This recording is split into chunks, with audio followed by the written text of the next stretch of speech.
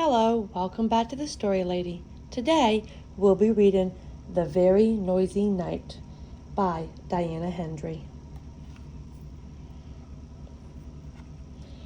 It was the middle of the night and Big Mouse was fast asleep in his big bed. Little Mouse was wide awake in his little bed. Big Mouse, called Little Mouse. I can hear something rushing round the house, huffing and puffing. Big Mouse opened one eye and one ear. It's only the wind, he said. Can I come into your bed? Asked Little Mouse. No, said Big Mouse, there isn't room, and he turned over and went back to sleep. Little Mouse lay listening to the wind. Then suddenly, between a huff and a puff, came a tap, tap, tap, tap. Little Mouse climbed out of bed, opened the front door, just a crack, and peeked out. Whoosh went the wind, but there was no one outside. Big Mouse, called Little Mouse. I can hear someone tapping. Perhaps there's a burglar on the roof. Big Mouse got out of bed and opened the bedroom curtains. Look, he said, it's only a branch tapping on the window. Go back to sleep. Can I come into your bed? Asked Little Mouse. No, said Big Mouse. You wriggle.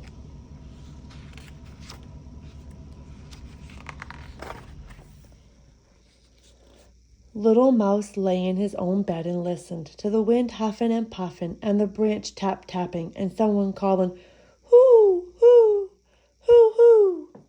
Little Mouse climbed out of bed again. This time he looked under it. Then he looked in the closet, and feeling very frightened, he cried, Big Mouse, I think there's a ghost in the house, and it's looking for me. It keeps calling, hoo, hoo, hoo, hoo.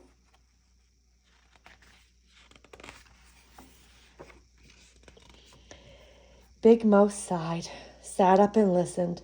It's only an owl, he said. It's awake like you. Can I come into your bed? Asked Little Mouse. No, said Big Mouse. Your paws are always cold. And Big Mouse pulled the blanket over his head and went back to sleep.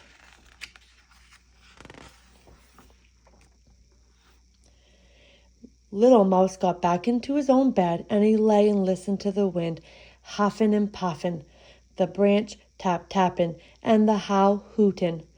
But shh, what was that? Big Mouse, he called. I can hear a drip. It's dripping. I think it's raining inside. And Little Mouse jumped out of bed and fetched his red umbrella.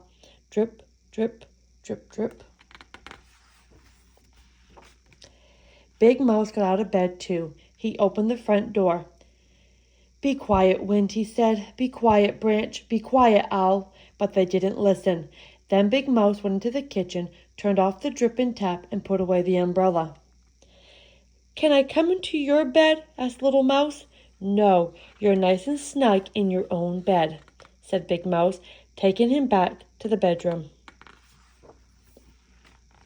Little Mouse lay and listened to the wind huffing and puffing, the branch tap-tapping, and the howl hooting, and just as he was beginning to feel very sleepy indeed, he heard, wee, wee, wee.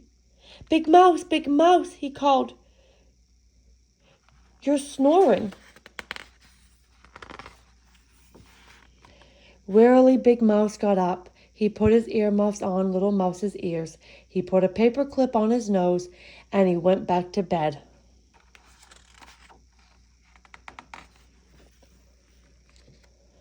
Little Mouse lay and listened to nothing.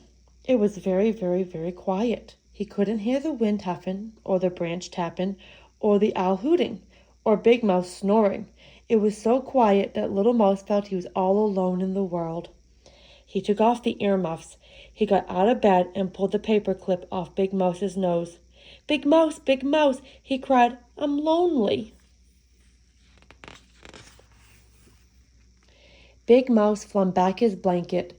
Better come into my bed, he said. So Little Mouse hopped in and his paws were cold, and he needed just a little wriggle before he fell fast asleep. Big Mouse lay and listened to the wind, Huffing and puffing, and the branch tapping, and the owl hooting, and little Mouse snuffling, and very soon he heard the birds waking up, but neither of them heard the alarm clock,